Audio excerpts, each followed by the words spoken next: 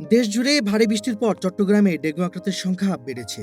বাড়ছে Chittagong medical college হাসপাতালে dengue ওয়ার্ডে রোগীদের চাপও। সরজমিনে দেখা যায় কয়েকদিন আগেও রোগী শূন্য থাকা 50 শয্যার ওয়ার্ড এখন রোগীতে পরিপূর্ণ। প্রতিদিন মহানগর সহ আশেপাশের জেলা উপজেলা থেকে নতুন রোগী ভর্তি হচ্ছেন।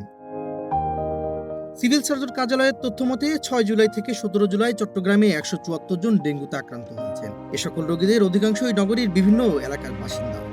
এছাড়া রাঙ্গুনিয়া, রাউজান, মিরাশহর সহ আশেপাশের উপজেলা থেকেও আসছেন ডেঙ্গু আক্রান্তরা।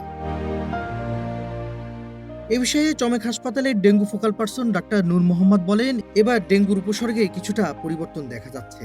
তাই একদিন জ্বর হলেও অবহেলা না করে দ্রুত পরীক্ষা করিয়ে চিকিৎসা নেওয়ার পরামর্শ দেওয়া হচ্ছে। উল্লেখ্য, চলতি বছরে চট্টগ্রামে 529 জন ডেঙ্গুতে আক্রান্ত হয়েছেন। এর মধ্যে শুধু চলতি মাসেই 17 দিনেই আক্রান্ত হয়েছেন 231 জন। মুহূর্তে যে সমস্ত ডেঙ্গির পিকুলারিটিস মানে গত বছর চেয়ে পার্থক্য দেখতে পাচ্ছি, একদিন জ্বরও ডেঙ্গি হতে পারে। তো এটা আমাদের মাথায় রাখতে হবে। আর যেহেতু এখন বর্তমানে বর্ষার কারণে পানি সব জায়গায় বেড়ে গেছে, যাতে আমরা পানি জমে না থাকে। মেহেদী হাসান অনু, প্রাইম টিভি।